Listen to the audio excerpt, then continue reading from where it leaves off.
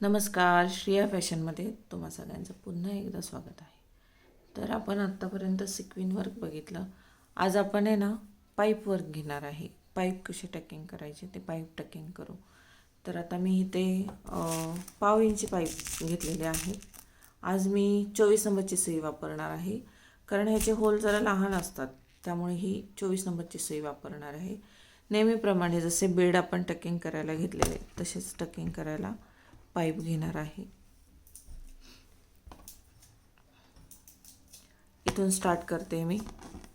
Okay, जसं वरून खाली करता येत असेल तर वरून खाली करा किंवा खालून वरती पण करू शकतो. मी दाखवते. इथे आपण इथे टकिंग करायला घेतलेले आहेत. सेम टकिंग करायचं जसे बीड्स केले, सिक्विन केली, सेम पाईप टकिंग करतोय. हे पाईप असतात ते एका साईजचे नसतात, म्हणजे थोड्या मध्ये कुठे मोठा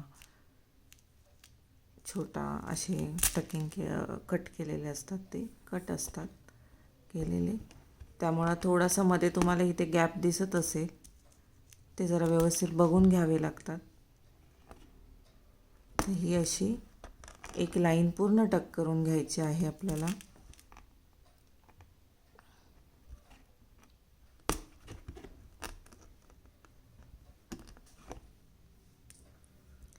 तुम्हाला कळावं म्हणून मी हळूहळू दाखवत आहे.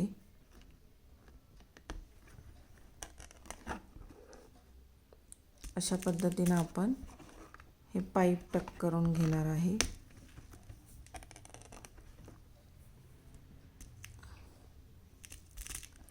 वर्क करताना पण तुम्ही शिकताय म्हणून कुठेही कसंही टकिंग नाही करायचं. स्टेप बाय स्टेप ठेवायचं आहे, जेणेकरून आपलं प्रेझेंटेशन जरी कोणाला आपण काय काम केलं हे दाखवायचं झालं तर त्याला ते चांगलं दिसलं पाहिजे. म्हणून अशा पद्धतीने 1 बाय 1 टकिंग करायचं आहे. तर हे आता पाईप टक झालेले आहेत, दिसत असेल तुम्हाला. कंटिन्युअस येत नाही जसे बीड्स येतात. ह्याची साईज जी असते ती लहान मोठी असते, सेम नसतात. जसं शुगर बीड्स जे अँटिक शुगर बीड्स असतात, ज्याला आकार व्यवस्थित प्रॉपर नसतो, त्याच्यासारखंच एक पाईपचं असतं. ह्याची साईज जरा कट करताना प्रॉपर कटिंग नसते, मशीनमध्ये कट केली जाते त्यामुळे. तर हे पाईप टक झालेले आहेत. आपण हे ते आता गाठ मारून घेणार आहे. ओके, आता हे झालं पाईप टकिंग. त्याच्या बाजूला आपण घेणार आहे पाईप आणि मणी. तर मी इथे ह्या पाईपसोबत शुगर बीड्सच वापरते, किंवा तुम्ही मोती व्हाईट मोती घेऊ शकता, किंवा मग मनीसुद्धा वापरू शकता मॅट फिनिशिंगचे. मी आता इथे हे मेटलचे शुगर बीड्स घेतलेले आहेत. मोठे साईज आहे ती. सो आता हे पाईप आणि मनी एकसाथ टक कसा करायचा. सुईमध्ये घेताना आधी मनी घ्यायचा आहे आणि नंतर पाईप घ्यायचा आहे. दोन्ही एकसाथ तुम्हाला दिसत असेल, दोन्ही एकसाथ घ्यायचं आहे आणि दोन्ही एकसाथ टक करायचे आपल्याला. जसे पाईप सिंगल सिंगल टक केले, पण इथे मनी आणि पाईप हे दोन्ही एकसाथ करायचे. Same process. मनी आणि पाईप सेम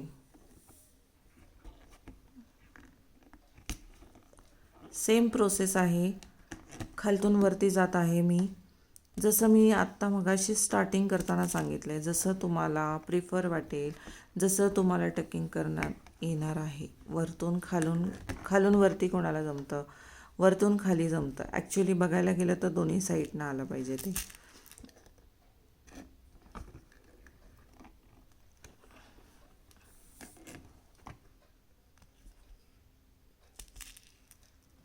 मनी आणि पाईप पण मधल्या बोटाचा वापर आपण जास्त करणार आहे. आपल्याला पाईप हे ह्या बोटाने पकडायचे आहेत. सुई आपल्याला अंगठ्याने आणि अंगठ्याच्या बाजूच्या बोटाने पकडायची आहे. अशा पद्धतीने मनी आणि पाईप टक करून घ्यायचे आहेत. किती सोपं आहे ना हे, खूप सोपं आहे. आरी वर्क शिकायला गेलं तर खूप सोपं आहे. त्या पद्धतीने. फक्त प्रॅक्टिस खूप महत्त्वाची आहे. त्यासाठी प्रॅक्टिस जर तुम्ही रेग्युलर केला, तुम्हाला सुईचा प्रॉपर अंदाज आला, सुई कशी पकडायची, सुई कशी टक करायची, धागा कसा अडकवायचा, सगळं सोपं आहे ह्याच्यामध्ये. तुम्ही आता पुढे शिकालच.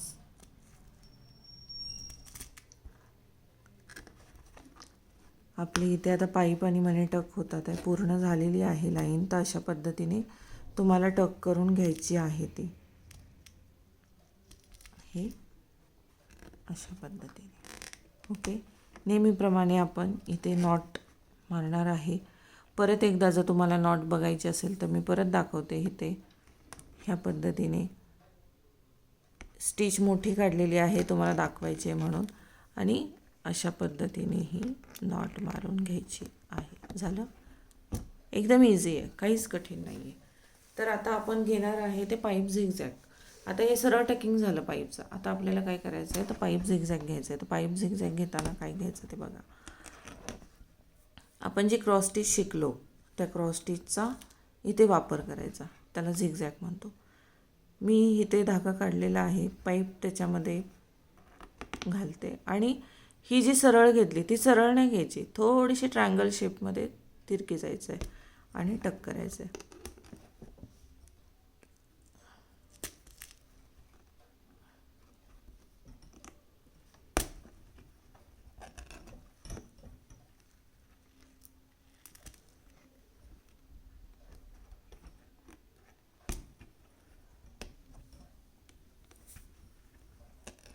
अशा पद्धतीने जे आपण चेन स्टिच केलेली आहे त्याच पद्धतीने इथे झिगझॅग करायचं आहे.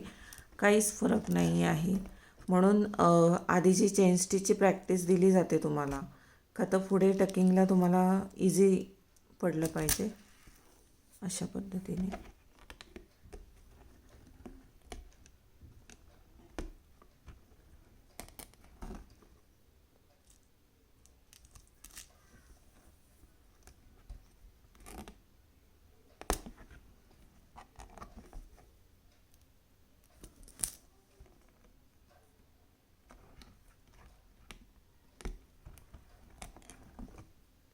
अशा पद्धतीने आपण आता झिगझॅगची लाईन पण पूर्ण करून घेणार आहे.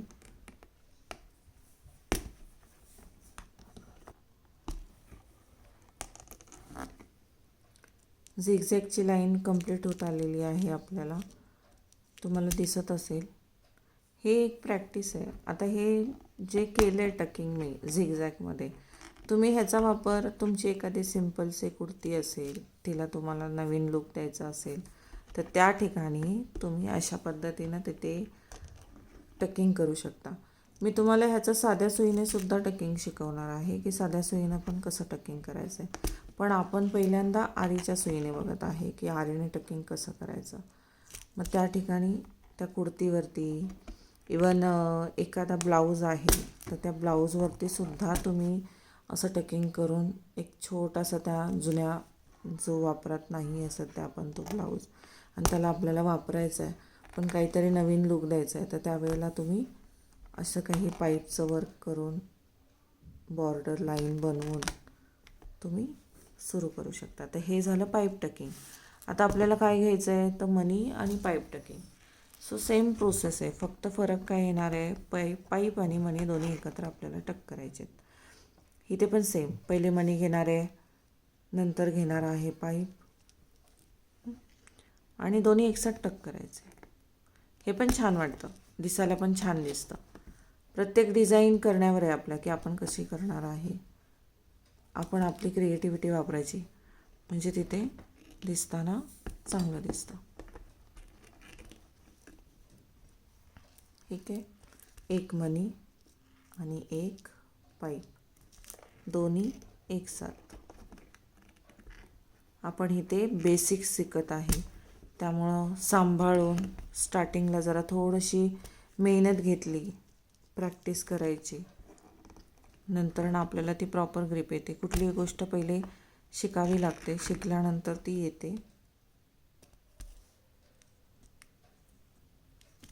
इथे आपण आरीवर पाईप आणि मनी टकिंग करतो आहे झिगझॅगमध्ये. अशा पद्धतीने तुम्हाला दिसत असेल कसं टकिंग केलेलं आहे.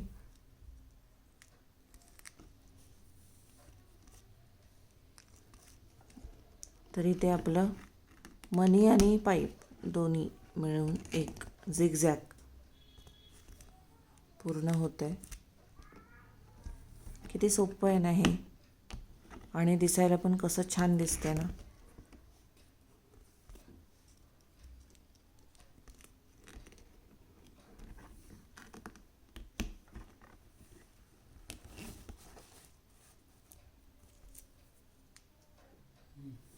ठीक आहे, इथे आपलं हे कंप्लीट झालेलं आहे. तर तिथे आता आपण नॉट मारून घेणार आहे हे अशा पद्धतीनं. ठीक आहे, इथे नॉट मारते. तर हे झालं पाईपचं टकिंग. उद्याच्या व्हिडिओमध्ये म्हणजे उद्याचं जे आपलं सेशन असणार आहे त्याच्यामध्ये मी तुम्हाला साध्या सुईने, आपला साधा धागा आहे त्यानं कसं टकिंग करायचं ते शिकवेल. त्याच्यासोबत आपण काही बुट्ट्यांचे प्रकार घेणार आहे. त्याच्यामध्ये बुट्टे, ड्रॉपच्या बुट्ट्या आहेत, राऊंडच्या बुट्ट्या आहेत. तर पेस्ट कुठले कुठले कुंदन करायचे आहेत तर ते मी तुम्हाला सांगते. पहिले म्हणजे हा ड्रॉपचा शेप घेणार आहे. मी तुम्हाला ऑलरेडी मटेरियलची माहिती दिलेली आहे. हा मोठा ड्रॉपचा कुंदन, त्याच्यानंतर असणार आहे राऊंडचा कुंदन, तो म्हणजे हा. तर हे 2 कुंदन आहेत ते बरोबर लक्षात ठेवा. आपण 2-4 पार्ट केलेत रिंगचे. इकडे टकिंग चालू आहे. टकिंगच्या सोबत आपण आता बुट्ट्या पण स्टार्ट करणार आहे. तर त्या बुट्ट्या स्टार्ट करणार आहे तर त्या पेस्टिंग करायच्यात कुंदन. तर हे 2 कुंदन अशा पद्धतीने बाजूला पेस्टिंग करून ठेवायचे आहेत. पेस्टिंग करताना पण लक्ष द्यायचं आहे की पहिले ग्ल्यू आपल्याला कापडाला लावून घ्यायचा आहे, जास्त लावायचा नाही. आपला जो कुंदन आहे तो पेस्ट होईल एवढाच लावायचा आहे. हा झाला ड्रॉपचा कुंदन आणि हा राऊंडचा कुंदन. हे प्लास्टिक कुंदन आहेत. ठीक आहे, ग्ल्यू लावताना पण प्रॉपर लावा, कमी जास्त लागता कामा नये. ठीक आहे, अशा पद्धतीनं पेस्टिंग करून घ्यायचं आहे. हे झालं ज्या 2 आपण ड्रॉप आणि राऊंडची बुट्टी करायची झाली तर ती कशी करायची त्याच्यासोबत तुम्हाला छोटे कुंदन पण पेस्ट करायचे आहेत. ते कसे करायचे आहेत ते मी तुम्हाला उद्या सांगेलच, पण आत्ता हे एवढं करून ठेवायचं आहे. ठीक आहे, तर आपण भेटूया उद्याच्या सेशनमध्ये.